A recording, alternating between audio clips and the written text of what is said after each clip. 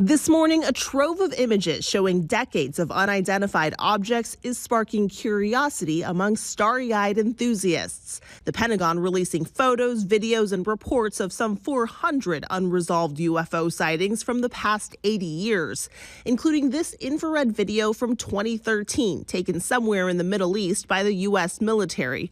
It appears to show a star-shaped object flying erratically and leaving a trail behind. And in this audio from 1965, astronaut Frank Borman can be heard documenting an unidentified object while aboard Gemini 7. Okay, we have several, looks like debris up here, actual sighting. NASA transcripts from 4 years later are also part of this release. Buzz Aldrin telling the government he saw a possible laser in space. And these images taken from the Apollo 17 mission in 1972 show strange lights observed in space from the moon. Every Apollo mission has reported similar lights. There's like some AMC showings at the one I go to a lot.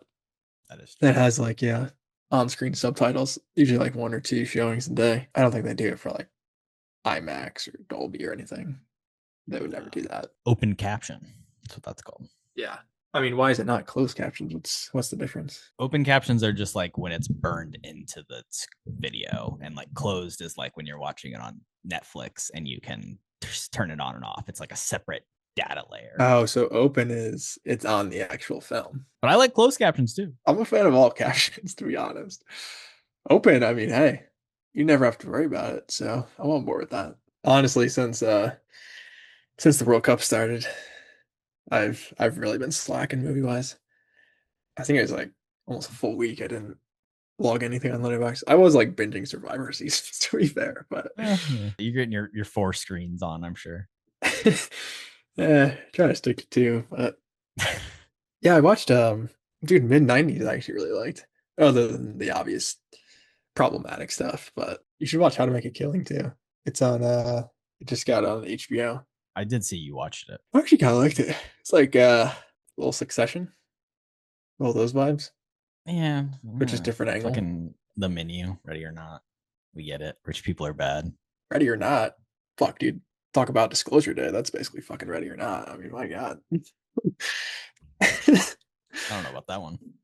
Oh, 100%. You'll see. I had an interesting movie experience that felt very serendipitous to what we're talking about, in the ways that like movies can kind of play off each other, and the whole reason we do this podcast and pair movies together in the ways that, film history is constantly iterating upon itself. And I was going to see the movie Mysterious Skin, which I don't know if you're familiar with that. It's Joseph Gordon-Levitt in the lead, and co-starring Brady Corbet, which I think is really interesting. The director of The Brutalist, back when he was just an actor, a young up-and-comer. Directed by Greg Araki, who has a film coming out this year.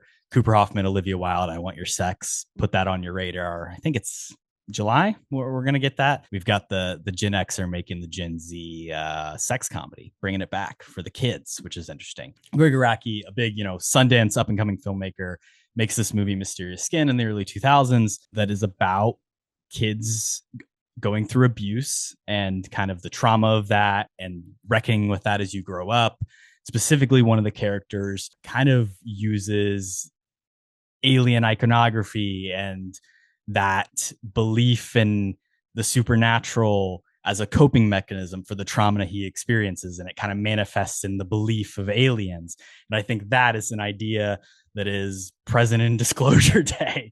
And funny enough, I was on my way to see that movie like 2 Fridays ago with my buddy James Madison. Shout out to him. You might be listening to this, who I met through the Chicago Film Festival when I was volunteering. And we went and saw Mysterious Skin together, seen Disclosure Day the day prior, opening day, Thursday, when this movie came out. And he hadn't seen it yet, but he's like, oh, I hear it has kind of Shyamalan vibes. And then we see this movie, Mysterious Skin, which also has very similar ideas. And movies, man, they're constantly in conversation with each other. And I think it's interesting because like Disclosure Day is a Shyamalan inspired movie, or like a Shyamalan-esque movie with signs in this history. But Shyamalan was just doing like a Spielberg thing when he started out. Disclosure Day script is bad. We could say that. So maybe similar Shyamalan vibes. I know you're already shouting that out. That is a Shyamalan classic. Terrible script. At the same time, Disclosure Day is very much in the lineage of everything Spielberg has done prior. It's just as much as The Fabelmans, it's looking back at his entire career and kind of giving a thesis statement for what he thinks and what he feels. Is it out of touch? Is there problems? Yes. I came out really enjoying it, and also thinking about, other works from filmmakers like Shyamalan and Greg Araki and all these, people that come before him. I know you were a little bit more cold on this movie, so maybe I can do some convincing today. I actually like this movie too. I'll say off the bat of you're 100% right. I'm gonna focus for sure more on the negatives here, and I think obviously you enjoyed it a bit more than me, but I'll say like with Spielberg, even Spielberg like at his worst, which is I feel bad saying worst because I don't think this is, but Spielberg not at his best, I guess is a better way. I would much rather watch any of his films versus even M. Night Shyamalan at his best, which I think a little bit spoilers, but I think Signs is up there with his best. So I think these two are actually really good comps to each other just in their overall quality. But yeah, I mean, for Disclosure Day, it's like it has the feelings and the plot of a Spielberg movie.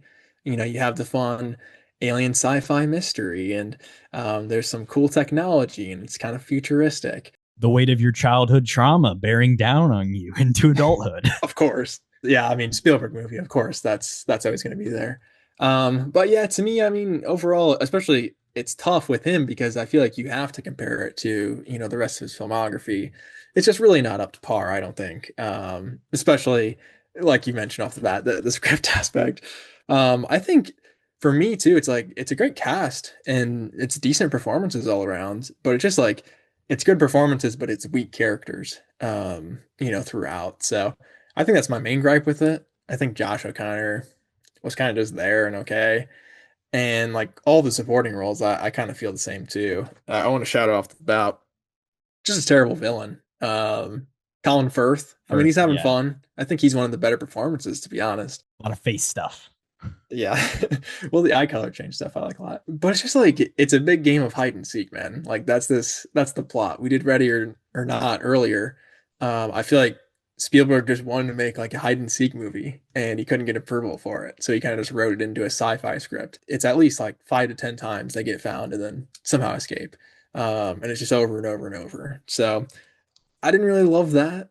And a little bit just defend Ready Player One again. I do like that movie. This is like a B-Tech Ready Player One to me. Like it has those same elements of like a technological advantage that it's not even the government. It's just this private company. MacGuffin. Sure, they're all trying to. Oh, I mean, there's 1,000% of MacGuffin, but yeah, it's just like, especially at the end where they turn it into like a remote controller, alien technology to just like do anything they want. So just lazy writing, and Ready Player One is like a lot better. So I want to shout that out too. They're both about revealing a truth to society and opening your eyes to something that's been hidden to you, and the power of the screen and the captured image and when that's displayed. So sure, Ready Player One, everything fucking Spielberg has done up to this point, it drops you right in the opening minutes of this film. You are with these characters, with Josh O'Connor on this chase. Like you said, it's him constantly being caught and escaping and finding a new piece of information and not ever really, knowing fully what's going on until the final moments. And I kind of like that about it. I will admit it's a little disorienting to start. And I kind of was expecting that moment, and especially in like a horror movie where it's like you get the opening 10 minutes and now we're going to flash back and explain everything and get there. But it never really does that. It never gives you that moment. It's constantly breakneck pace, forward, Mad Max-esque, where they're constantly on this road. We're going to shout that out again. Shout out to Super Mario World. And you're driving along, chasing away from these guys, trying to, constantly hide out in inns in Indiana and in, states across the United States, traveling to Kansas City to visit news reporters. And I liked that. And when you have Spielberg's filmmaking, as you say, like it's even at its worst is really good. And these last couple movies with West Side Story and The Fabelmans, like he's shown that he still has the sauce, so to speak, the ability to craft a scene to just, turn what a regular person would think of in like 3-4 setups into like one fluid camera movement that reveals and moves in and out and constantly reframes. There are things about this movie that don't look great, I'll admit, the Janusz Kaminski cinematography, which has been present in his work for the last like 20, 30 years at this point. In a modern text and the color and the splotchy light and the hella lens flares, like it doesn't always work for me, but the way the camera moves and is able to frame its subjects and propulse the action forward is always impressive to me. The CGI, the animals, I mean, get it, you can't have real animals, but that stuff kind of looks bad. So I see the flaws 100%. I agree with you about some things. There's just a lot that I appreciate in it, of kind of this hope for society, this belief in, kind of humans kind of coming together. Final moments play out in TV control rooms, which is something that I hold very special to my heart, as a person who works in TV production. This idea is probably a little bit outdated, and it's the Boomer and Spielberg of like, what if we all just gathered around the TV set and came together? But I like to still believe in that. I like to believe in a world where that does kind of matter, even if maybe it doesn't always. No, I enjoyed that a lot too, because I feel like that's something kind of that's taken for granted in tons of film and TV, of, a massive nationwide event, worldwide event going on. And how does it get connected, through all these different stations and stuff. So I thought that part of it was pretty interesting. I guess touch on a couple things you said. Yeah, I mean, one of my notes too is just like it feels just kind of very uncolorful and super dim, a lot of grays, a little washed out, kind of. The blues are very present. Yeah, not a ton of just like shots that stand out. Shot on 35 millimeter film. It doesn't feel like it has that Spielberg magic. It feels like a J.J. Abrams movie. I mean, you mentioned the lens flares, but again, that's the fucking cycle of time. J.J. Abrams, another Spielberg imitator. Early Amblin guy. And I love JJ. So JJ was in like college restoring the original short film that Spielberg did, as because he's the protege. Shout out JJ. But showing kind of what the human reaction would be, to a crazy event like this is definitely a great concept. And I think also too what he does well is tie in kind of the religious aspect of that too, of how would that affect just a vast majority of the population. Shout out Shyamalan. No, but I thought that aspect of the script was interesting too. But I kind of, my problem with it as well is like you mentioned, I guess it's the Mad Max comparison of, it's just a never ending chase.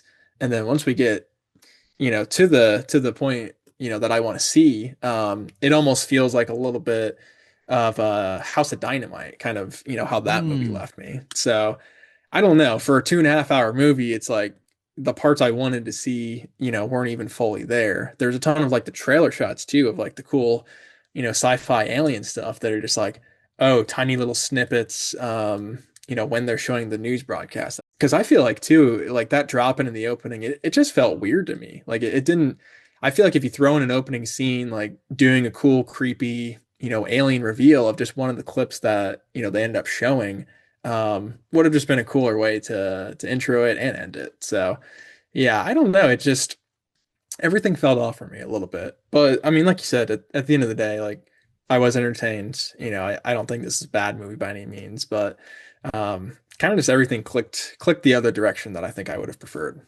Yeah, and I can 100% see that. Like I get that, but it clicked for me in the opposite way. It's one of those things where I understand it, but for me, I was just captivated by what Emily Blunt was doing for the majority of the screen time. Like I thought her pulling up to these characters and just like reading them, understanding their truth, speaking in different languages, clicking. Like I thought that all was really impressive. Not something I'd quite ever seen from her in the same way. Like she's had some good performance of the year. We praised her Smashing Machine stuff last year, but like this to me is let's get her the nomination this year. Yeah, she's having a good year. I mean, she'll be good on my awards list at the end of the year. That's all I'm saying. I respect it. I do think that performance is one of her best. Like you said, too, I mean, I think she is just a phenomenal actress. So putting her in more, dramas like this, and especially in a role that, she's speaking a ton of different languages, like you said. Dealing with the Wyatt Russell. I love Wyatt Russell in this movie, too. I wish he was in like the second and third act a lot more, because I thought he was a ton of fun. But yeah, I was definitely impressed with Emily Blunt. I feel like story-wise, too, and I obviously with this just being the minute, I don't want to get too in depth, but it feels like a Narnia story at the end of things. And it's just like her rise to this kind of character it's completely different from what we see her like in the first act. So it's just hard to grasp some of the characters, especially Jesse and Emily Blunt. I don't know. Like those are our two main characters, and it's just like I don't know much about them really. They don't even know much about themselves, weirdly enough. So again, I guess just from a character perspective of that's something I'm looking for sure in a movie. It was kind of missing, but yeah, I mean, I thought the side performances were good. We mentioned Wyatt Russell, Coleman Domingo. I mean, he's always good as well. I don't think for a lot of these actors, you're going to put them in something and they're going to be bad. You know, everybody wants to be in a Spielberg movie, so you really have to weed out, I feel like, the good and the bad actors. I guess I want to shout out too. I forget their name. Jane Blankenship. Is that the girl who looks like Rachel Weisz? Yeah, you're talking about his girlfriend. Yeah, like I said, she's a B Tech Rachel Weisz. I didn't really buy her being in the movie. And I didn't like buy her and Josh O'Connor's chemistry either. So just kind of thought that was a weird inclusion. I mean, she does show up at the end with kind of the MacGuffin, so I guess she's essential to the plot, but just something I feel like, yeah, wasn't really needed. The actress Eve Hewson, her character's name is Jane in the film. Irish actress, Nice. putting on an accent. Shout out. It's good accent work, actually. She isn't Jay Kelly, but also appears in Bridge of Spies. I think. Oh, you know what? She's a nepo baby. It all makes sense. Can you guess who her parents are? What's her last name? What'd you say? Eve Hewson. Her father doesn't go by a last name. Oh, goes by one name. Prince? I don't know. Irishman. Irish.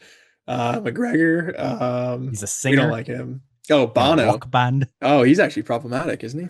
Bono's daughter. I think he was in the Epstein list. Well, you know, and that's what this movie's all about. Eve Hewson. Some might say. Yeah. This movie's about living out, Kody.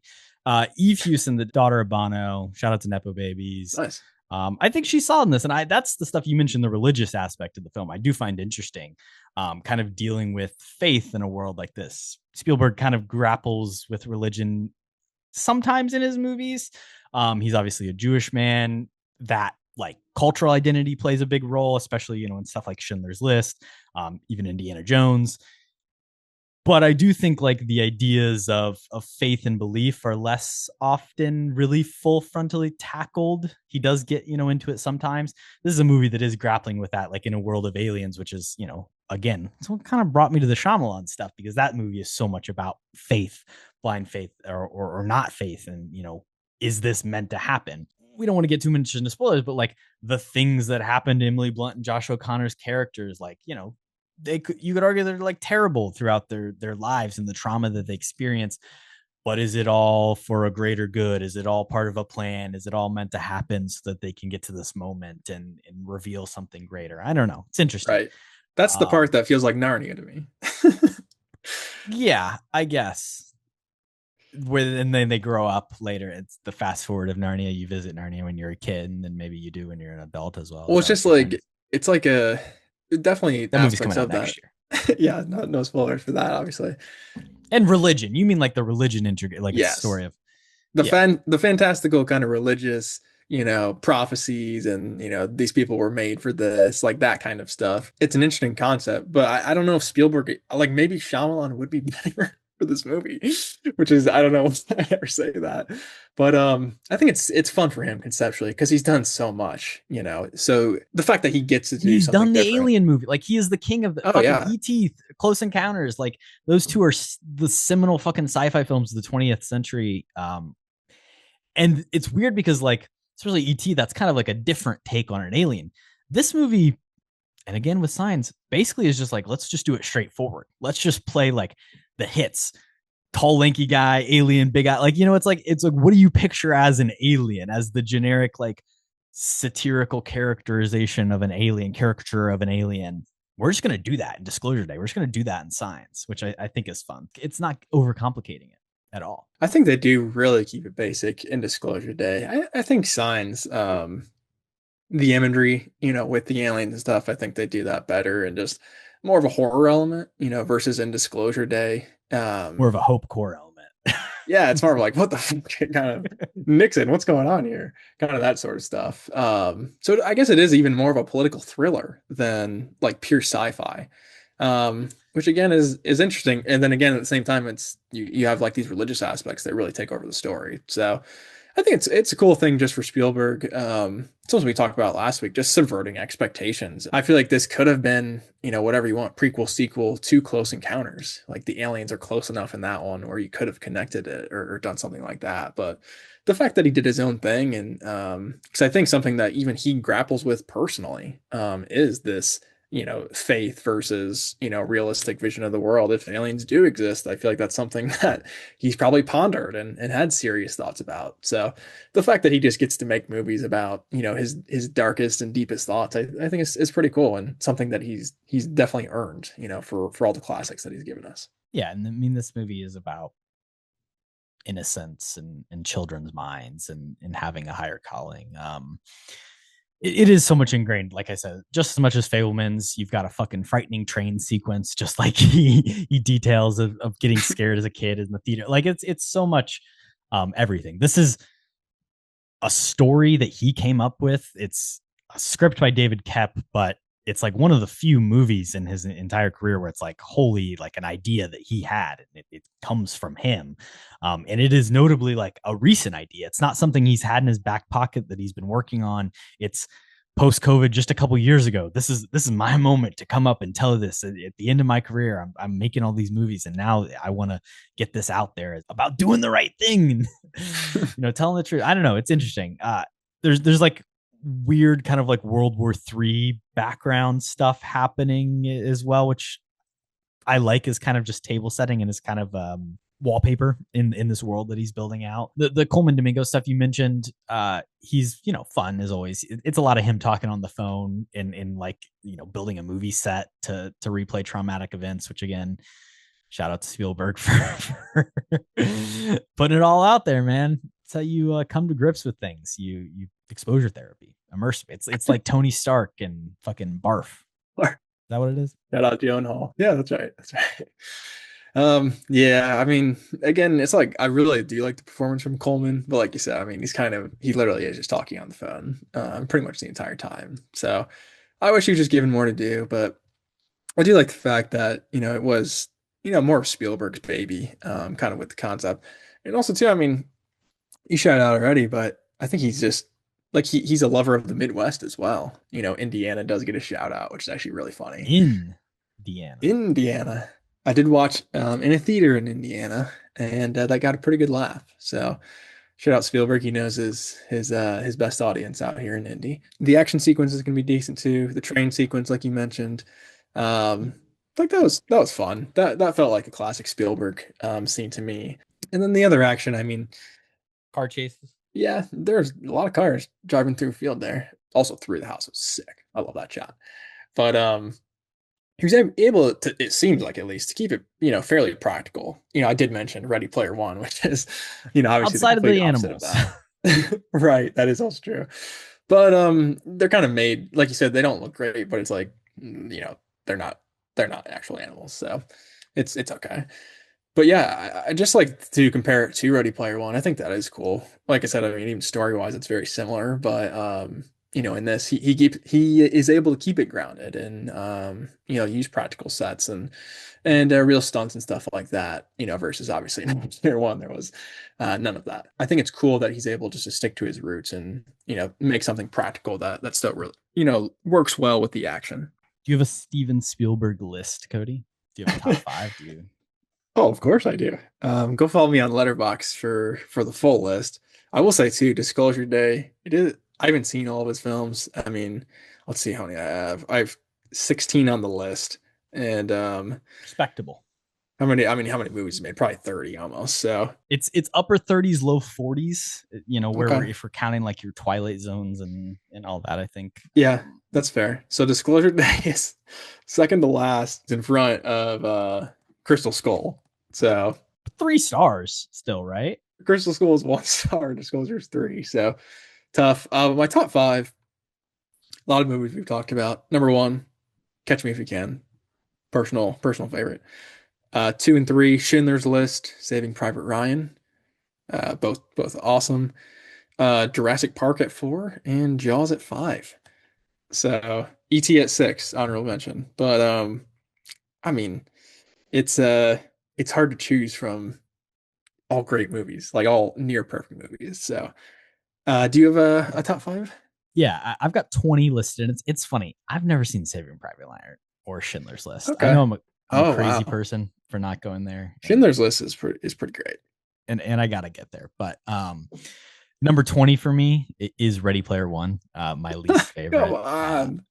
And then right above it is 1941, which I think is like understood to be his actual worst movie. Right. And it's just like not fun at all. My top five, of course, number one, Catch Me If You Can. Hell yeah. Me and you both love it. Agreed. And then Jurassic Park at 2, a Nice. classic. Those are like both in my top 5, 6. Like, you know, two incredible movies. Then you have E.T., which I do love a ton. Just that score, so good. When he flies. AI, which is a recent watch for me. Jumped into the top 5. Really enjoyed that. Jude Law, shout out. Also with James, shout out to him again. We went and saw that on film at the Chicago Critics Film Festival over at the Music Box. Beautiful 35mm print. Shout out to Haley Joel Osment, another Shyamalan connection there. Hell yeah. Then Jaws is my 5. Okay. But Disclosure Day is at 6. So I'll just say that right now. That's shocking. I think on rewatch it would honestly probably go down. We're in an interesting year. This is currently my second favorite movie of the year, behind The Invite by Olivia Wilde, which I think is officially coming out soon. So I recommend people checking that out. More than Project Hail Mary too? Wow. Project Hail Mary is down there for me. It's like crazy. We are midpoint of the year. year. You're a book guy, but that's crazy. If we want to get into it. I think that's fair. I think it's just a little bit like a personal connection to you of like the ending. You know, I understand. Yeah, like I enjoy that stuff.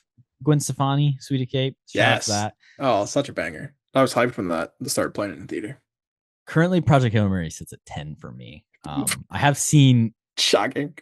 You've seen a lot. 47 movies this year. Yeah. And I've got a couple that have not been officially released in my top 10. I think I've only seen like be that guy. 20. Yeah. No, you've been killing it with the film festivals and everything. So you should be that guy. But yeah, top 10, it's got to squeak in the top 10, man. That's craziness, but I respect it. That's the thing. Project Hail Mary won't be in the top 10 at the end of the year. No. I mean, if it's sitting at 10 now, unless currently at 6, 28 years later, will it stay? I don't know. That's a tough one. That's my number 2, right behind Project Hail Mary. So that's a great movie. That's one I actually do want to rewatch pretty soon. But there's so much another stuff. Great needle drop in that movie as well. Facts. Number of the Beast. There's so much good stuff coming out. Yeah. I don't know if Project Hail Mary will be in your top 25 at the end of the year. Ooh, so that's an interesting question.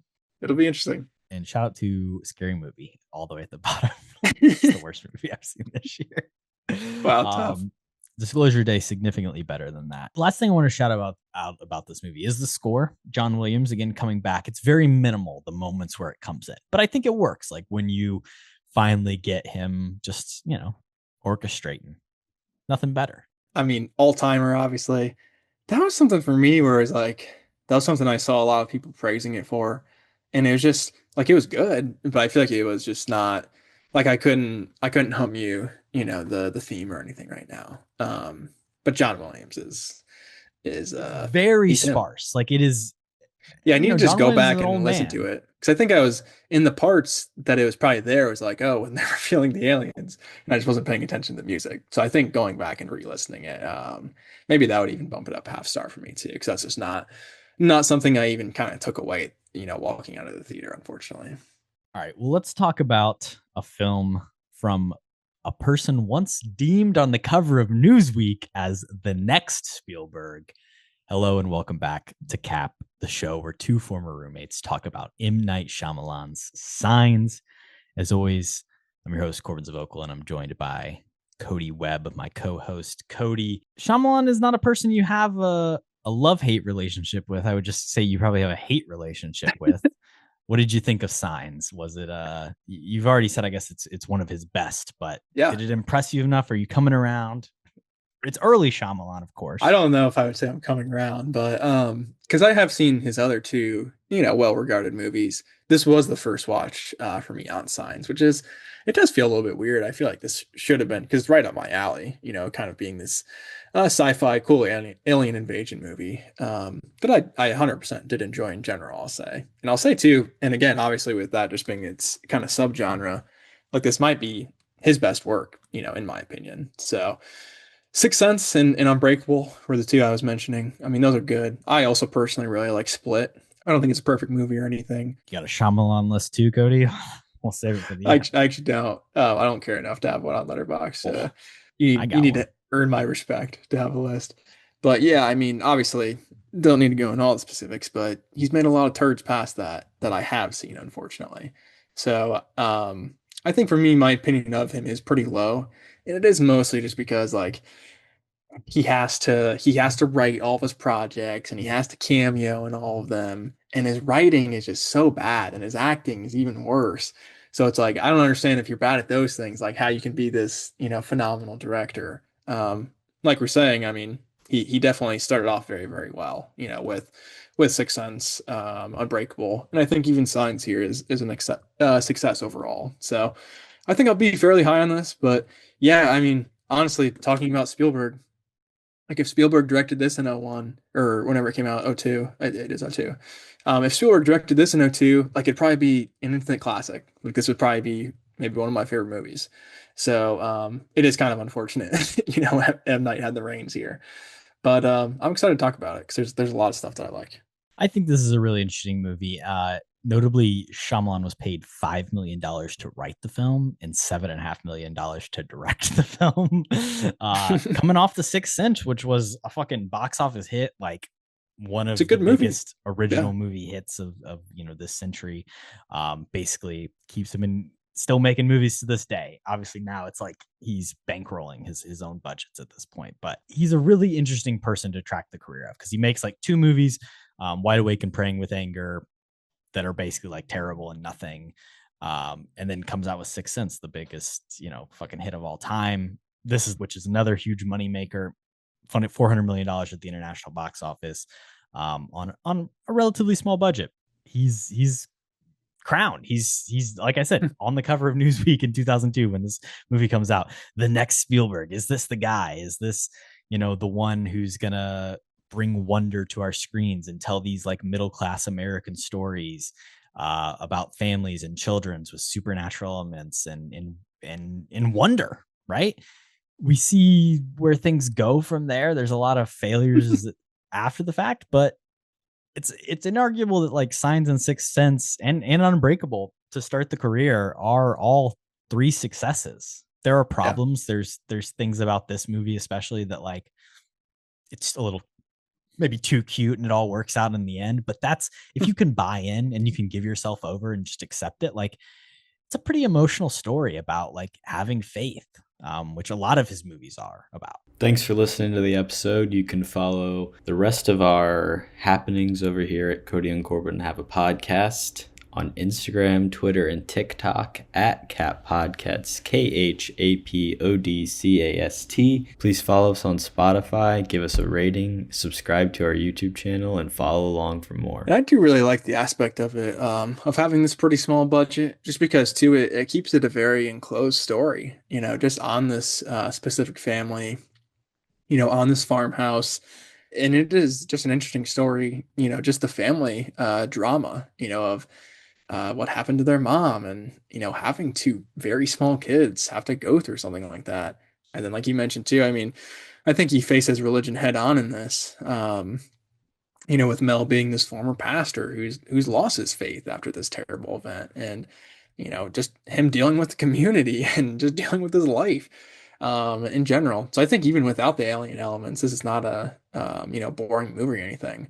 But then you throw that, that stuff in too. I think the opening scene is really cool, with the cornfield. And then even like that first flash of like, something on the roof, which is pretty early on. I think it's only about 15, 20 minutes in. 13 minutes in. They see something. It's cooking. Super early. Yeah. So I love the pacing there too.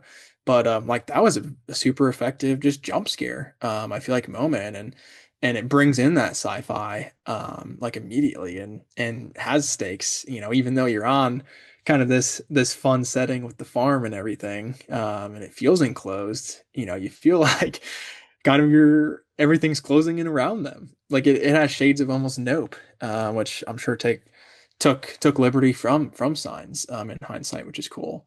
So and then the other big positive too, I want to shout out off the bat, it is the kid actors. I think are my favorite thing about the movie. You obviously have which Culkin is it? It's not it's the other one, Rory. right?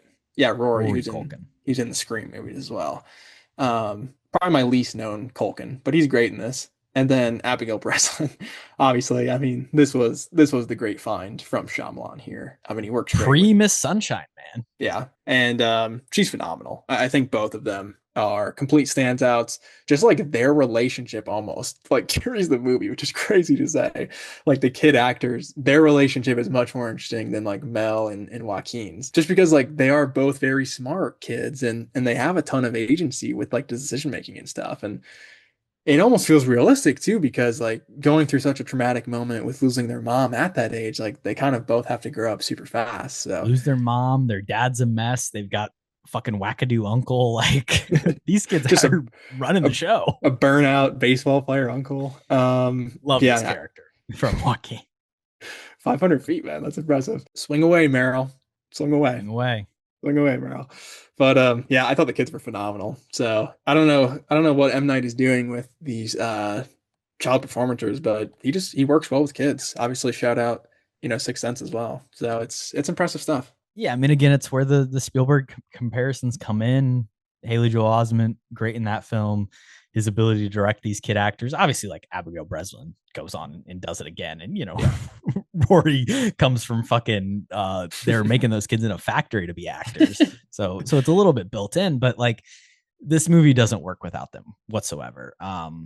And I do think like Mel Gibson and Joaquin Phoenix, both kind of two weirdos and not people you'd expect to be in these roles. They fit well together. It was supposed to be Ruffalo, I think, instead of Joaquin. Originally. It was supposed to be Mark Ruffalo. I could see it. Was a big fan of the movie You Can Count on Me, which is Rory and Ruffalo together. And he actually had a tumor in like the side of his head behind his ear that he had to like get surgery on. It ended up not being cancerous, but he dropped out of the film. Joaquin comes in, I think literally like a week or two before shooting starts. And just one of those what ifs, but I think it is better because Joaquin, like Ruffalo, yeah, he can be a weirdo, but he's a little bit too likable. You kind of want to be annoyed by him until he's swinging away. Yeah, I agree. I think Joaquin, he brings more of like that freak energy versus Ruffalo, just like, oh, he's quirky, but everybody likes him. And the thing I'll say is like Mel Gibson, this dude's got fucked up teeth. You're looking at him up close. Like this is a regular guy. Joaquin Phoenix, obviously he's got the notable, cleft lip scar. Like these are just like they're regular people. They're actors who have faces that are interesting, but they're not unachievable Adonis, veneered out. Like it's fuck it. This guy's a dad. He's a priest. Like we've lost that in our. He was a priest. Was a priest. He was a priest. Hey, where's he at the end of the movie, Kody? Flash forward 6 months. Spoiler alert. He's back. He's back. Episcopalian priest. They can have wives and kids. Oh yeah, I guess I never even thought of that. Yeah, that's a great point. Not a Catholic. Is that a common thing? I don't know. I feel like it should. Right? This is a Pennsylvania movie. Many of Shyamalan movies are set in Pennsylvania, specifically like outside of Philadelphia. It's where he grew up. I think he actually did go to like a Catholic school growing up. So that's where a lot of the like faith and that like built-in shame, like that, like shame and like guilt, the like Episcopalian faith. Like it's a common thing in the communities surrounding the area, in the Pennsylvania area. So it's like, again, he's a guy who knows a specific place and sets a lot of his movies there, and they feel very real for that reason. I like the idea of the lapsed priest. I love the reveals throughout the movie as you're kind of going along, of learning more and more information about like, how did he get to this point? And then once you finally realize, like, it is kind of an insane setup to be like, what if you were told, this is the last chance you'll ever have to speak to like your wife, the person you love, like, in this moment they are basically dead, but like you get to talk to him one more time, not to skip way ahead to the end, but like it's an interesting way that comes back around. Is swing away, Meryl. See, swing away. Like it's it is maybe cute and it's the Shyamalan twist of it all, but I can't help but kind of feel a little bit emotional when it happens. No, I think that is a good callback with the swing away Meryl. And yeah, I completely agree too. Of like that is just an interesting and just terrible situation to even think about of, you know, your partner, you just get one last conversation with them. You know, it's brutal stuff. With Mel, I mean, I think he works in this movie. Like I think his acting with the kids and the family is pretty solid. But I mean, obviously, just as a person, I'm not really a big fan of his. We don't So condone. Yeah. I mean, Joaquin's had his issues, not as bad as Mel, but yeah, Joaquin just he's crazy, but Mel, he's got some real problems. So, he's hateful. and I think with the wife scene as well, maybe this is just my gripe for every movie I see, but I just want to rearrange it. But maybe just make that the opening. You know, I get it. On a rewatch, it's probably a lot more effective, but I feel like using that as like the emotional anchor to kick off the movie would be pretty brutal. So maybe just start there instead of ending there. But I guess I don't understand the logistics completely either of how she is still, you know, functioning at that point. Um, you know, leveled in between a car and a tree. Basically, I think she was basically cut in half. So maybe want a doctor explanation on that one from M. Night. And also, too, speaking of M. Night, I mean, he's the reason for Cameo. that. Yeah. I am very confused on. So the story was he fell asleep and he's just like one of their neighbors, and he, you know, he hit his wife who was on a walk. That's fine. But then after that, it's like there were no consequences. He didn't get you know, put in prison Right. for manslaughter Yeah. or murder. So I'm very confused on that aspect of it. But I guess they're just like, oh, he just fell asleep.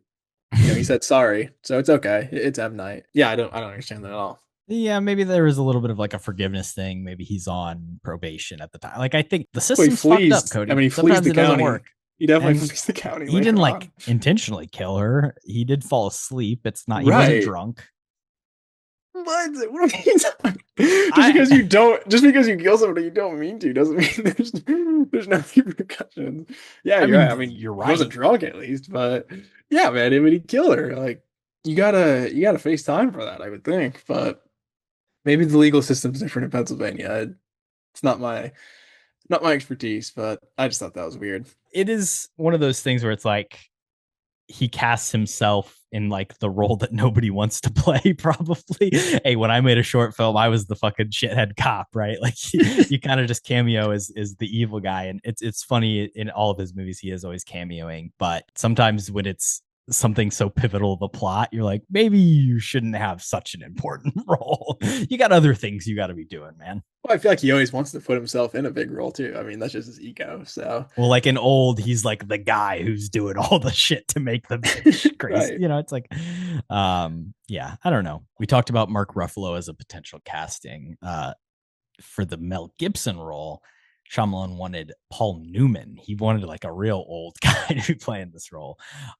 Wasn't interested. And then he went to Clint Eastwood, who also couldn't make it work. And then we land on Mel Gibson, which I think Jesus, man. is interesting. Yeah, I mean Newman, I back that, but the other two, I don't know. What specifically he was thinking? I mean, Clint. I can actually see Clint in this movie too, which I think is funny, but he seems a little bit, and I guess Paul Newman too at the time. He seems a little bit older just to have like such young children. I think Mel's still kind of believable at this point, but yeah, I think Paul Newman definitely would have been fun. I think too with the cast as a whole. I mean, it is such a small cast that you know the spotlight is really shown on everybody. I guess not as much with Joaquin, which was weird too because uh like I said, this is my first watch. I always thought that Joaquin was just you know, The another lead. kid of Mel Gibson. Oh, I thought I thought he was a brother, you know, of the other two kids. I think maybe it's just because the scene that I had seen the most was like them all sitting on the couch with the aluminum foil on their head, and right. Joaquin's one of them. So I was like, oh, he must be, you know, one of the kids and stuff like that. But yeah, I guess I did like his backstory. I guess to touch on that a little bit more too. You know, him being this former baseball player who I thought the most interesting thing was like, you know, he talks about how he has all these minor league home run records, and you know, of course, he has the famous bat where he hit one, 507 feet, which is the record. But then when he's conversing about it with other people, I think it was one of his former classmates or something is sitting right there too when he's talking to that general. And he's like, oh, well, he also has the all-time strikeout record for the minor leagues. And it's like, oh, because he was swinging for the fences every pitch, and he terrible. True outcome guy. It's real Kyle Schwarber. That's who Kyle Schwarber bases his game after, was Joaquin here. But I thought that was actually a pretty interesting turn that they had on that, because I feel like you always have like, oh, the washed former sports star, and they could have had it all. But I thought that kind of made it a somewhat realistic and just like something that we don't see that much detail and care about, with sports kind of background stories like that in movies. So I like that, part of his character. But other than that, he wasn't really given much to do, I feel like. I agree. Like, I think it's fun baseball plotting to be like, it wasn't that he was bad, he didn't suck, or he didn't have like, he was really good at this one thing, but also he fucking struck out all the time. And there's the mental aspect of it, that he's kind of a loon. And Mel Gibson's wife dies, and he says, oh, well, I'm going to move back home to help him out. It makes sense. But he ends up being one of the kids. The reason you think he's one of the kids is because he basically is like a third child for him. And he's this kind of arrested development, stunted growth thing who failed out of the minors. And then what's he doing with his life? Literally nothing else. He's working at the gas station. Yeah. I'd argue if he was playing today, he'd still be, they'd keep him around. You're hitting 507-foot home runs with a wood bat, even in the minor leagues. I don't care what pitch you're facing. But you're telling me that guy can't make it to the majors?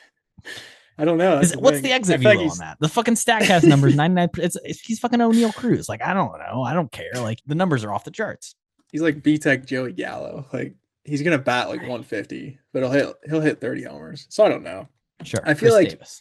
That is a classic, just like minor league player as well. And he's an idiot, so I probably wouldn't play him. I think it is interesting too, but like, because you do see him change. I feel like maybe him the most out of all the characters from start to finish. I feel like he is losing it like the most for sure. But I think that's the cool aspect of it. I mean, we've been talking about a lot about the family drama, but I think the alien invasion part of it is pretty great as well. Like, even the beginning of kind of just introducing notions of it with the crop circles and all the local animals kind of going crazy. Culkin even has to kill their dog because he was freaking out. But obviously the actuality of what was happening there was like, all of these animals are just sensing predators around. They're sensing these aliens, kind of scoping out the area and doing their research and stuff. So I thought that was super cool. And then once we get to the TV aspect too, where it's like, oh crap, everybody's realizing in the world, like, there's crop circles everywhere. It's not just an us thing. And then you have the UFOs over like Mexico City, kind of all of those visuals. I feel like with the TV was super effective, and it puts you in that headspace of like, oh crap, like what if this was legitimately me watching this like as a child of real stuff going down.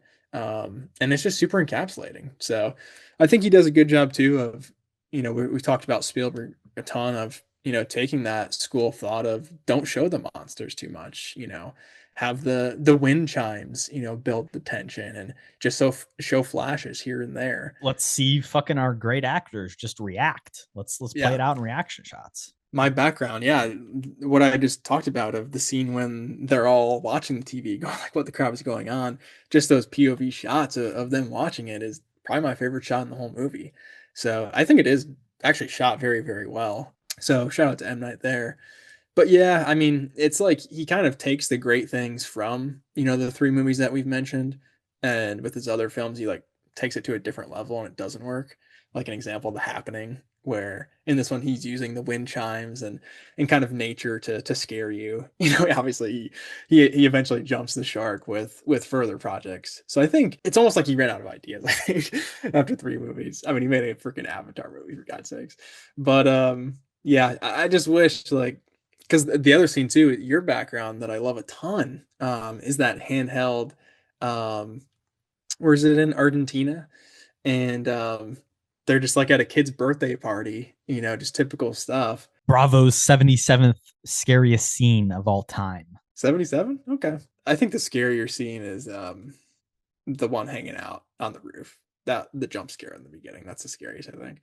But yeah, I mean that's a great scene. I think it's really funny too. And Joaquin is watching it, and all of the kids are like in the way of the camera, and he's just going, "Vamonos, children, vamonos, get out of the way." I think it's a great moment. But yeah, it's a creepy looking dude, and he's just rambling through the streets. So that's definitely a great moment as well. It's Bigfoot-esque. It's like found footage, but is this real? Is it fake? Yeah. Great shot. There's a lot of good filmmaking stuff in this. There's when they're boarding up the house, there's a shot where the camera is at their height, and then it pans down to them through the boarded up door, which I think is really cool. I love your background, the kids in focus, them out of focus in the background, literally just looking at the TV, all of their faces playing out so impressively. The final shots of the movie, I love, where it's them, out on the lawn after all these crazy events have happened that we'll talk about a little bit more here in a second. But the camera pulls up through the broken window, turns, and like time passes as the camera is moving, and we hit 6 months later, and it's just stops, and we see Mel Gibson back in his priest, outfit. He's got the collar on, he's ready. You hear the kids laughing, and it's like, okay, everything worked out. And yeah, it's just like little moments like that. And that is Spielberg-esque kind of stuff, where it's impressive camera movements that convey emotion and are reframing each of the characters so that they get to have their moments in the scene. It's all really good stuff. Again, the script here, it's weak. There's some dialogue that just like feels really clunky and strange. But I can forgive that stuff when it's conveying the emotion really well. And also it's like using very simple images and ideas and symbolism of like, same as Disclosure Day, aliens that we get. My background, it's a simple, straightforward green guy walking, crop circles. We know that shit. We understand aliens, flying saucers, floating lights. It's all just like very straightforward. And then when you get to the twist is really just kind of like that God exists and it was all for a reason. Like it's funny. Like even early in his career, like the twists and the way that the thing that he's known for in all of his movies, sometimes it is just very straightforward. I don't know. I think the twist is the alien's weakness, right? I mean that seems like well, that's an Unbreakable too. Water's bad for you. Bruce Willis, stay away from water. Aliens, stay away from water. DC Comics, Martian Manhunter, stay away from water. Or no, it's fire he doesn't like. Sorry. Right. Well, I do have questions about that too, but I guess another cool thing along with that I like is the Kieran Cole, or not Kieran, fuck. What's his name? Rory. Rory. I'm sorry, Rory. I love you in this movie. But Kieran's better. But third best Culkin if we're at, yeah, really if we're being honest. Sorry. But it's hard when your brothers are goats. But yeah, with Rory, I think like his element of the story, even in that TV scene, my background that we were talking about, him being like, this changes everything they're going to write, in the school books. And, he finds this book, you would think the adults would be like, okay, like what's going on with these aliens? But he's the one who has all the information, kind of breaking it down of, this is what could happen. They could just be, I'm here for nice reasons, but right. Are they here because they want to share their intelligence, or are they here because they want to take over our world? Those are the two options. I love the book that he has where it's like all the insane illustrations and they're flipping through it. And then the final page is a house that looks exactly like theirs. And there's 3 dead bodies outside, a parent and 2 little kids. Yeah. Why is that? Why is their house in the book? That doesn't make any sense. It's all connected. It's all for a reason. It's all because it's Star Wars. God. Cabin in the Woods. Well, also going where that's just the twist. Well, yeah. That True. It's all. But also going back to that, the twist. I think the twist for sure is like the water is their weakness. But also, dude, I don't understand because the whole setup, the entire movie is like Abigail Breslin. She keeps just leaving water, all around. It's like does she have powers? It's all these things. It's the kid has asthma, so because of that, he isn't able to inhale the poison. Right. The wife in her final moments swing away, so he's able to swing away. The little girl puts all the water, but like it's all these things communally happen so that the family can survive. It's that literally all these moments are building. But it's strange because it's like, okay, the aliens are coming and the rest of the world fights off the aliens but they have this supernatural intervention to, I don't know, like it is kind of silly when you really start to like think about it too much, but like it's also beautiful. Honestly, I didn't even connect that, to be honest, because it doesn't really work, to be fair. But yeah, I mean, the through line Which of part? the quote that comes back again of, what if, there were no consequences? Like that's something that Joaquin and Mel talk about, and then there's kind of a flashback to that, which I guess I didn't really understand. But now that you say that, that does make more sense. But it's just like, so are we saying like their mother had to die or they wouldn't have survived the alien invasion? Like that's kind of a part of it, right? So I don't really know. It seems a little bit graspy of just being like, yeah, it worked out because from my thought process, it's like Abigail Breslin, she also senses the aliens somehow and also senses their weakness. So she's proactively working, just to try to protect them. I don't think it's a conscious thing though. It's like entirely just like she literally thinks this water tastes weird, so I'm going to leave all these water. And then when that moment happens, it's kind of it's coincidence, but it's also for a reason. Like that's it's the whole speech But there's that, no reason that Mel to leave the Gibson water. gives to him. There's two types of people in this world. The first type will believe that everything happens for a reason. The second will say it's just luck. And Yeah. which one are you? Because at the end of the day, it doesn't really matter what you believe. Things are going to happen. Like it's going to play out the same regardless. That's life. Yeah. That's an interesting concept, and I like that in movies too, of something that just makes you think more about it, even after the movie's over. But I thought the invasion part of it too was pretty well done. I mean, like you had mentioned, they kind of board everything up, and they kind of get stuck in this one room. I think it's like the cellar or something. And there was another just jump scare of like a hand coming out of a vent, which was okay. But what you mentioned before too of like the kid having this, I feel like it's a cliche of like, oh, he has this medical issue, and now that we're stuck in this room, we can't get to it. So it's Kid kind of with like, asthma is very yeah, like it's like choosing early between 2000s. the kid or exposing yourself to what's ever on the other side of the door. I thought that was kind of cliche. And then there's really no negative consequences at the end too, which is something that you had mentioned off the bat. But having kids in it, and is this movie rated PG-13? I would think heavily yes. So I understand why you want to keep it pretty lighthearted, and especially with a story about faith, having a positive ending I think makes sense. But like if he took the dark route with this, I think this might be a 5-star for me. Because I think you can go very, very just off the wall, maybe kill Joaquin early on in that scene, and go from there. I think it'd get crazy. But yeah, maybe just a little more slasher, in my sci-fi, which I feel like is not something that I always say. But yeah, the water aspect again. I mean, I guess my just question here is like, why invade a planet made of whatever 75% water? It's like 90% water. What Well, are and we it goes doing? back to that. It's kind of a Project Hail Mary thing, which they don't get super into in the movie. They Of run like, out of resources, maybe. Yeah.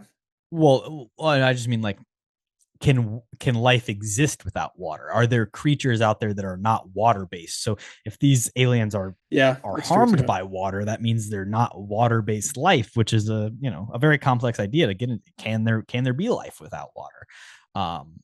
In our infinite universe, probably. I But doubt M Night ever considered that. no, but, that's getting into like much more of a scientific world. but why come to Earth if you're allergic to water? Just a I don't dumb know. twist. I think You that is something that knocks off the rating for me. Just to be honest, like out of the twists of the 3 movies that we mentioned that are good, I think this is definitely the worst. And that's his shtick is the twist. Yeah, you want it to be more cynical. I will counter with that this is like a movie that uh is filming when 9/11 happens. Obviously, already the script is scripted out, but like is kind of seen as this 2002 bastion of hope of like, here's a movie that's positive. And again, it's the Spielberg thing of like hope core bullshit. Like, is life really this good? Is it possible to be happy like this? I don't know, but it kind of all works out from them in the end. And in the face of the world ending, this is a apocalypse movie just as much as it is an alien invasion movie. To some people in our world, it felt like the apocalypse was happening. That's a little insane, a little over the top to say, but like in the face of that, as a 2002 film, it is more positive. And I think if you create something darker, it probably wouldn't have had the impact at the time. I think that's part of the reason why this is successful. No, that is actually a great point of just with the time era. I mean, being only a year after that, you can really change it from an alien invasion movie to just, we're being invaded, which is, something that was, terrifying and somewhat realistic. So I definitely understand that. And 2002, this was something I just had in general too. I want to talk about. 2002 is honestly an underrated year for movies. We already mentioned, I mean, Catch Me If You Can also came out this year. You also had the first Spider-Man, Lord of the Rings, The Two Towers, 28 Days Later, Punch Drunk Love, Lilo and Stitch, Insomnia, Adaptation, two of my underrated favorites. Um, so kind of a great year. I think especially like early 2000s as well. There's not that many great years.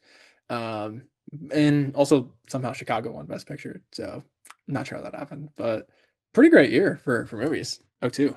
The week before this movie comes out, Austin Powers and Goldmember is released. Nice. And it was supposed to come out the same weekend as Triple X. Shout out Vin Diesel, Xander Cage. But they pushed it back a week because they were scared of having to go up against Signs of Shyamalan. Because it was, again, a thing of like, after Unbreakable and The Sixth Sense, he was a household name. He was the next Spielberg. He was a guy that you could market your movie around. This isn't a Mel Gibson, Joaquin Phoenix movie. This is an M. Night Shyamalan movie. And it made $60 million in its opening weekend. People went out and saw it. Other things you could see at the theater at the same time. Stuart Little 2 also was number 6. Men in Black 2 also in theaters. The Country Bears. Okay. My Big Fat Greek Wedding. Nice. That's a good one. Around. Spielberg's Minority Report was in theaters, made $1 million the same weekend at number 12. I mean, shout out to the number 12 movie making $1.7 million at the box office. The Bourne Identity, also Lilo and Stitch was still in theaters at the time. Attack of the Clones still making $600,000 at number 22 on the weekend. So, and then Spider-Man came in at 25, still making $234,000. So you're right. 2002, solid year.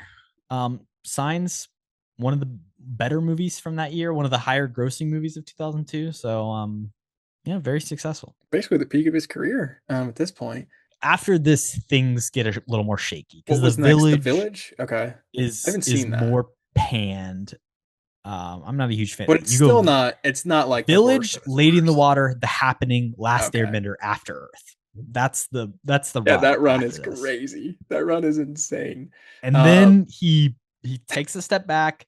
He starts funding his own stuff. The Visit is kind of okay, low scale. Yeah, and then you get Split, Glass, Old. Like we're back in the current era, which is every movie he makes is him basically like leveraging his house and his assets and the career he's built and the fact that he got paid $13.5 million to make Signs and probably got back in on it too, to produce his movies, to produce movies for his kids. Shout out Watchers. Not shout out Watchers. He's a fun guy, though. It's a very interesting career path. Because I mean, I think The Village, like, that's not to the level of Airbender, The Happening, Lady in the Water before that too, and then After Earth. It's like, oh my goodness, those four. And I have seen all four of those, unfortunately. It's unbelievable bad. I think The Happening, for me personally, might be one of the worst movies ever. Airbender is just atrocious with its source material obviously being so great. So the fact that he even had to come back after that, I think is impressive, even if he is, putting his house down to get it done. But I think it is very cool that he had a career renaissance of especially Split, like I said, which I think is pretty solid. But then he kind of fell back into, his ego and his shtick again with, Old and Glass, which I haven't seen Glass actually, but did not hear good things. So again, I feel like if he's humble and maybe if he has more, help, obviously he did write, all of his successful stuff too, but I feel like there has to be some difference between his good movies and just the atrocities, just because they are so bad. So would be an interesting guy to just kind of see how he works and what his process is. If they had like a doc of, following him early on in his career, and then we also see all the shit balls he just made. Maybe that's a good idea for like a mockumentary kind of style thing of like, this director who is on top of the world and then literally makes 4 of the worst movies of all time. I feel like there's got to be comedy in there somewhere. But yeah, interesting career. But I don't know. Are we excited to see what he does next? Nicholas Because Sparks movie, oh Remain, right, yeah. shot on VistaVision, What if he did Signs too? I'd coming watch out next that. year. That's the thing. He has done the sequel with Glass and Unbreakable and Split, Yeah. like creating the shared universe. There's a world he could go back to.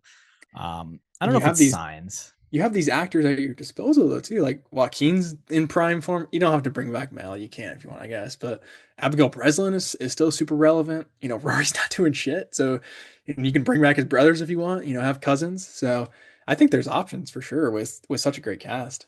In a 2007 interview, Bong Joon-ho said that this was actually an inspiration for his movie, The Host.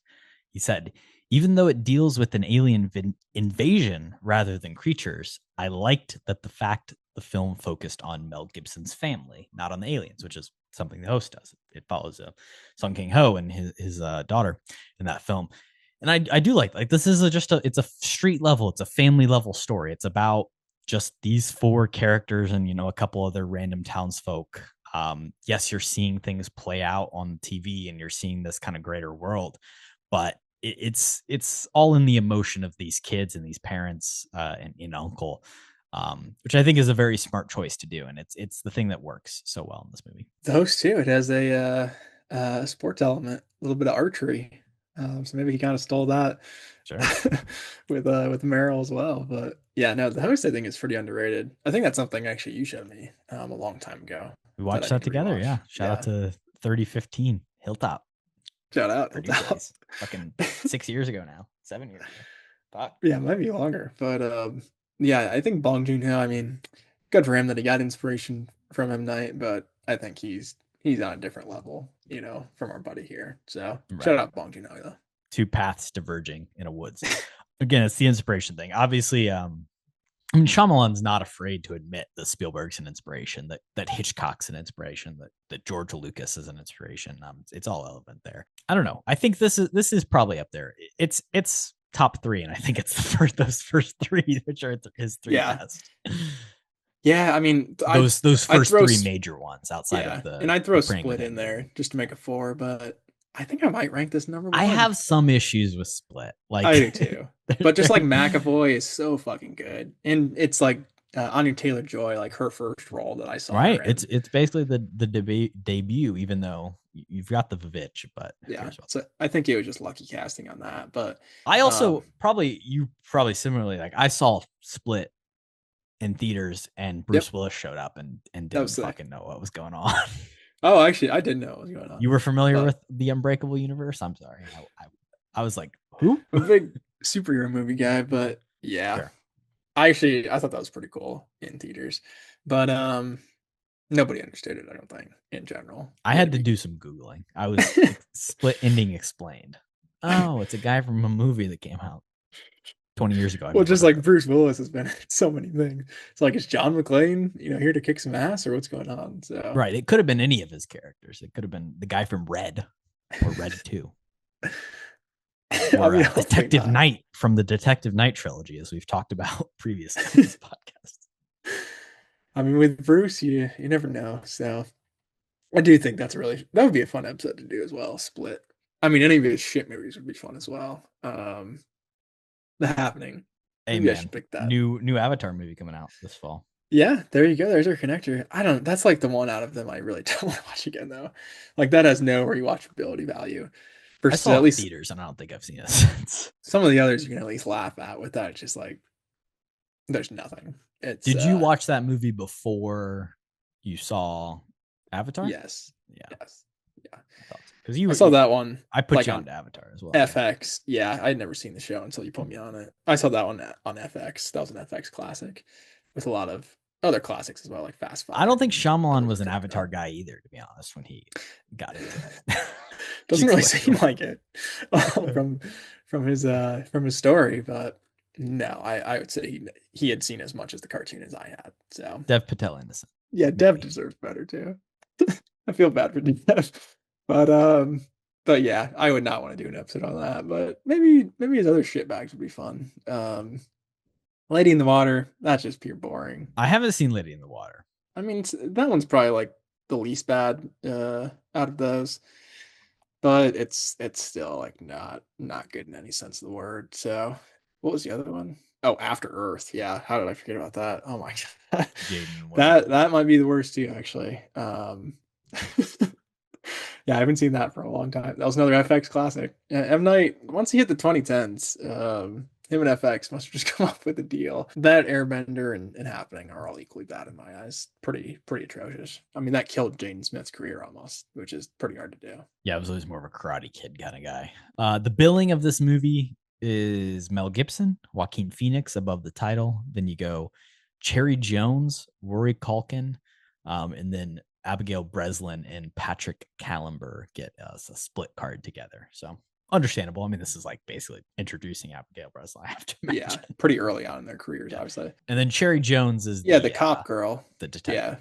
Yeah, we haven't talked about her too much. I thought she was good. I mean, she brings like that small town levity, as I feel like a believable cop, and just she does a good job not being kind of too believable, really, just for that role. But I mean, she doesn't really stick around. So third billing, a little questionable, but there's not really any roles in this movie, to be fair. I think the other was the last one with Breslin. Was that his wife? Or was that one of just the local people?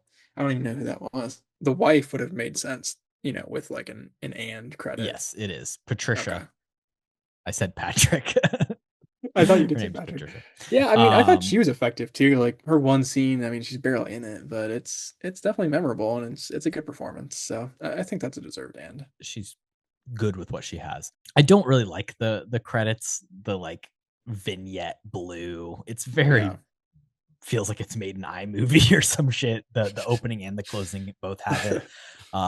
It is a flex, written, produced, and directed by M. Night Shyamalan. Shout out to him. Anytime you can write that, good for you. If it said edited, I'd be more impressed. But True.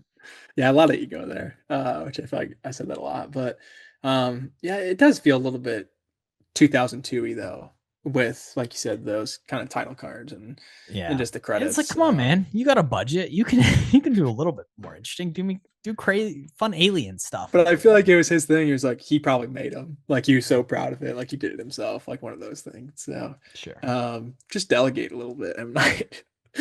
Yeah, I don't really like you, but delegate the work. What else you got? I guess the only other kind of thing I want to talk about too is I was a little bit confused of the whole baby monitor thing, like picking up the alien comms. I think it is kind of a cool visual moment where they're all like balancing on top of the car, to try to get the signal. I feel like that was another just like Spielbergian thing of like, oh, this family kind of doing this oddball thing to work together to solve a problem and stuff like that. But I guess it was just a broken old baby monitor that just picked up signals because the aliens were lazy and didn't think anybody would. Yeah, I guess I don't really understand that either. But yeah, it's one of those things that you can't think about too much. But it is such a great scene because it starts with like Joaquin being like, these are scam artists. They're nerds in their basements who can't get girls, and they've been doing it for 25 years. And then by the end of it, he's like fully bought in, and that's what gets Mel Gibson to be like, okay, shit, yeah, like we got to do this, and they're all working as a team to keep the signal going, which is fun.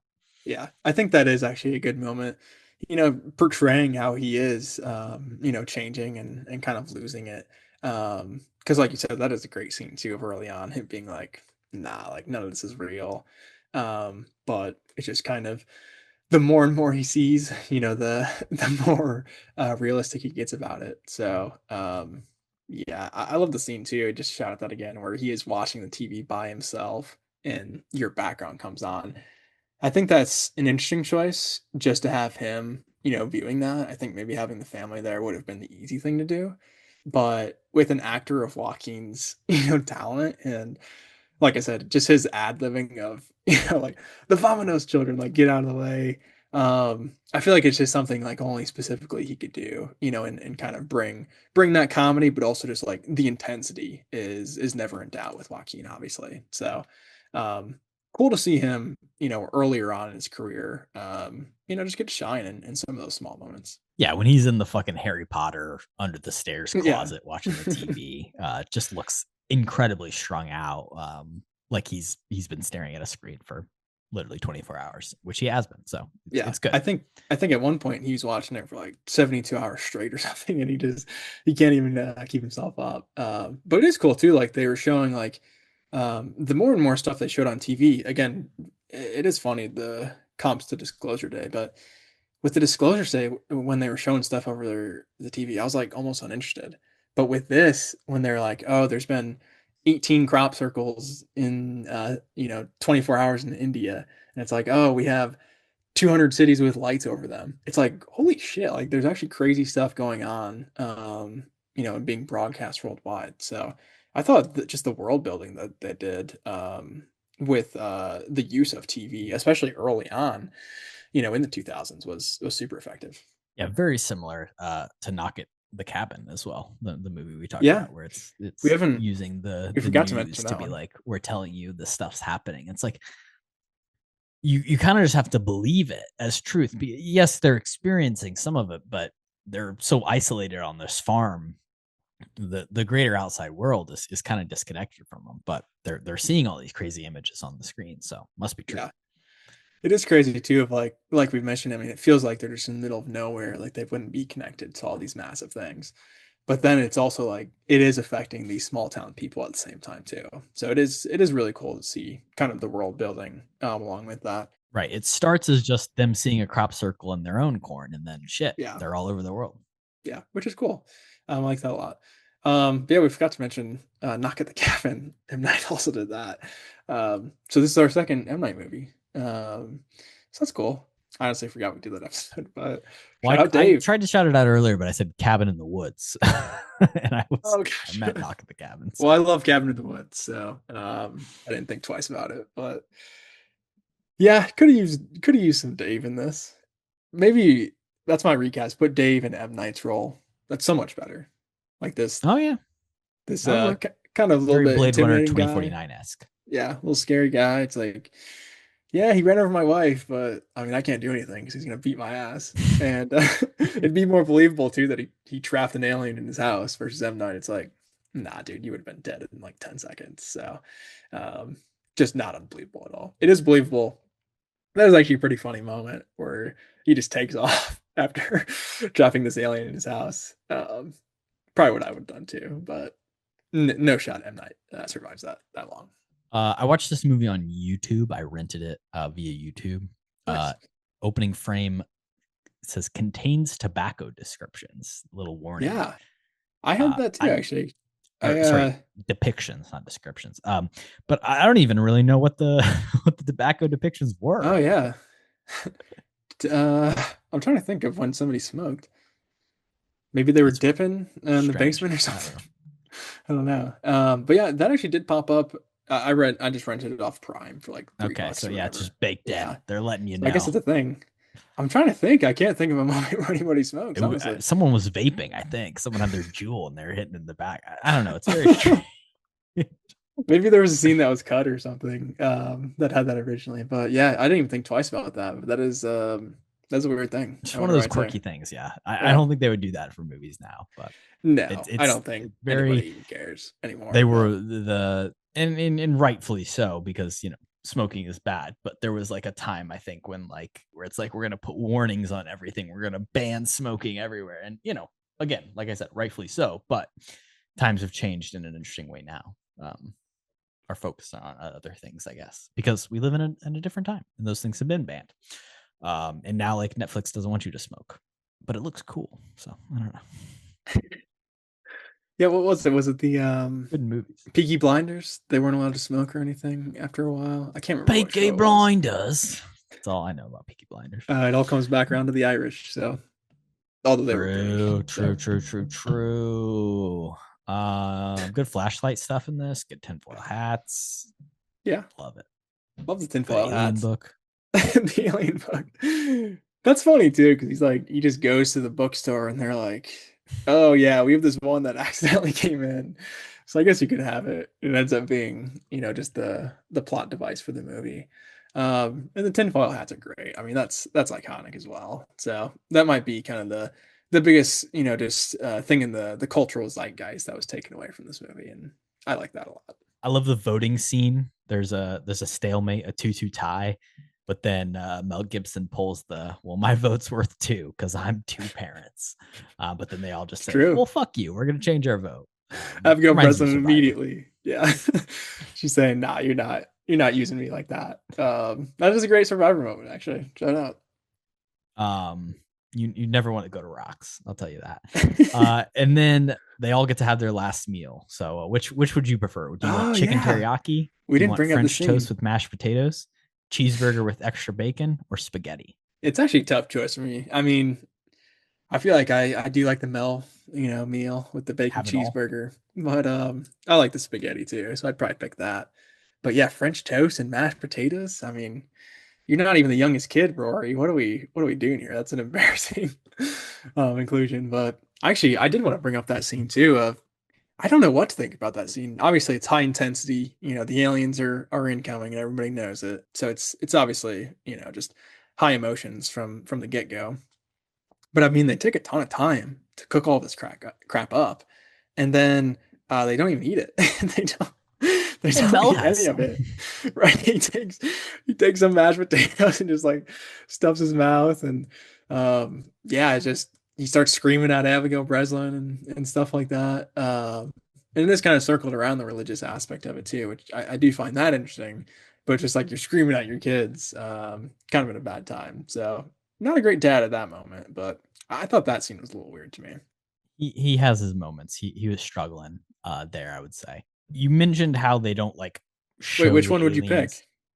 Oh, I'm going spaghetti probably. Oh, that's lame. I'm sorry. Shut I mean, me and Abigail Breslin, we got the same taste. Well, like spaghetti. I mean, if I'm gonna make my own last meal, give me like a full Thanksgiving dinner. I don't want French oh toast. wow. And mashed potatoes. Give me Well, you got the mashed potatoes. I mean, turkey, ham, corn, mashed potatoes, gravy, roll. yams. No You yams. big Not a yam guy. Alien, fried alien, maybe sounds good. watered alien. They don't show the aliens outright. They'll show them in the reflection of a TV screen, the reflection of a knife, in the reaction shot of the characters, which I think is all really well done. It chooses the moments wisely. We're going to give you just a leg sticking out in the corn. And then when they do show you, like, it works in a way that's like impressive for 2002, I would say. I agree completely too. They do a really good job of not showing too much with the aliens, but like you said, still using their reflections. That's a dope shot. Where they don't realize he's still standing in the corner of the room. Once they come out for his medicine and stuff. That's one of my favorites. And yeah, I think the corn scene you mentioned with the leg sticking out too is it's just really well done horror. Of not showing too much, but still showing, like you see the general kind of outline of them throughout. You kind of pick up different pieces of a hand and a leg, and then eventually, obviously with the Argentina club. So I think overall it's done pretty great, because with M. Night, I feel like he could have done that. Just had an opening scene of, we get a full reveal and maybe he eats a dog or something, but he had that kind of Spielberg restraint to, just don't show that much, which I think was definitely the right thing to do. And I do like that the alien in the final moments is the alien that he cut the fingers off and has beat, like he's coming for him. Yeah, he has, I feel like, a personal vendetta, going after his kid, obviously. So take a bat to the face. How's that for your personal vendetta? Kind of a bad move from Mel. I feel like maybe he should have disposed of him instead of just, leaving him. Well, out he there probably to come didn't right even need after to you. cut his fingers off. He could have just left. Yeah, he was locked. That's also true. He made it personal for no reason. Yeah, a couple not great, I think, just choices altogether, from Mel. But he's in a stressful situation. He just lost his wife, so I guess we can give him some understanding. Last thing I wanted to mention is just like this idea of the kids and the father, and like the way the faith plays out. And there's the moment where they want to pray, and he's like, I'm not wasting one more minute of my life on prayer. And the kids are just like, bro, like, that's such an interesting idea of like, this is the person who teaches you everything. He was a priest at one point. He teaches you to have faith. He teaches you to believe in a higher calling. And then because of something, horrible that happens, you lose your mom. He loses that faith. And it's like, as a child, all you ever know is to have this blind faith. But now it's like the one person who showed you that is wavering. And it's an incredibly complex idea to kind of just like drop into this movie. But obviously at the end of it, the faith is important. It's true. It's real. It's something that you should have. So the kids are smarter than Mel in that moment, I guess. And that's what I really like about kind of those characters of the kids. Like we said before, I mean, just their agency and the fact that Abigail Breslin is even debating kind of religion with Mel Gibson at her age is just a cool concept, given the context. So again, I think it doesn't really work with a different child actress as well. So just shout out to her for just a pretty unbelievable performance as a kid, but pretty high concept.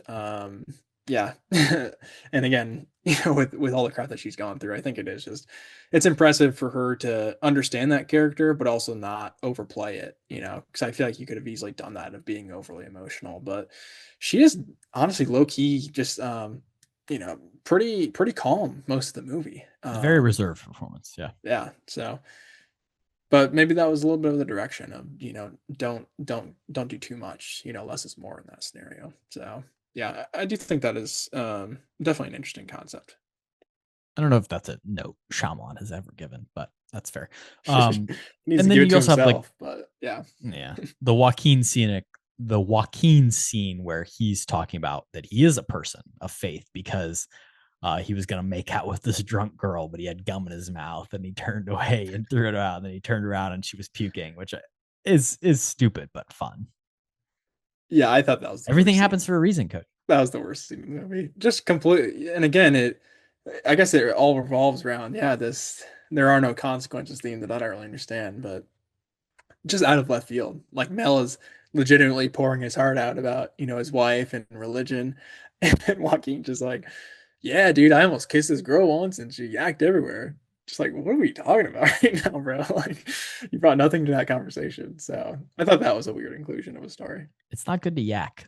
He also has a weird VHS tape titled Swimsuit Special, which he lets them record over. Better to record over that than the ballet recital, I'll say. But Joaquin, I don't know. He's probably not too happy about it. Yeah, definitely the right choice. Any final thoughts?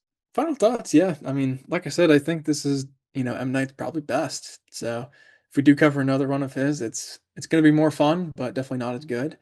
And shout out the kids, man. They rule. Yeah, we've talked some Trap as well. Yeah, I mean, I'm sure we'll do Remain. Also terrible. So yeah, we're not doing that. Quick little physical media corner to wrap us up. I just wanted to hit the Spielberg box set that I got right here. Ooh, okay. Blu-ray box set. Oh wow, you got a lot on there. We've got Duel, The Sugarland Express, Jaws, 1941, E.T., Always, and the first 2 Jurassic Park films. So, very nice. That's the director's collection. It's a very good collection. Yeah, that's pretty sick. So, I do also own 4K copies of the entire Jurassic series. So there's a little bit of an overlap. I think I also have an ET copy, but to get Jaws, to get I really like Duel and Sugarland Express, also a very underrated Spielberg as well. Nice. That's those like are two that for me. Nice. I haven't seen either of those yet, so those are definitely on my list. Well, next week on the pod, I don't know, maybe Toy Story, maybe Supergirl, maybe I don't know. Supergirl does come out. It's your choice, Cody. What are you thinking? I think we're probably doing something with Supergirl. I do really want to see that. So maybe a little James Gunn connection. I've pitched some stuff in the past, but it's a good cast. But I'd throw out True Grit as a great comp, but I'll let you pick whatever you want. Never seen that, so that would be a great one. But yeah, stay tuned. But stay tuned for some Supergirl talk for sure. All right, we'll catch you in the next one. Peace. Peace. What you've just said is one of the most insanely idiotic things I have ever heard. At no point in your rambling, incoherent response were you even close to anything that could be considered a rational thought. Everyone in this room is now dumber for having listened to it.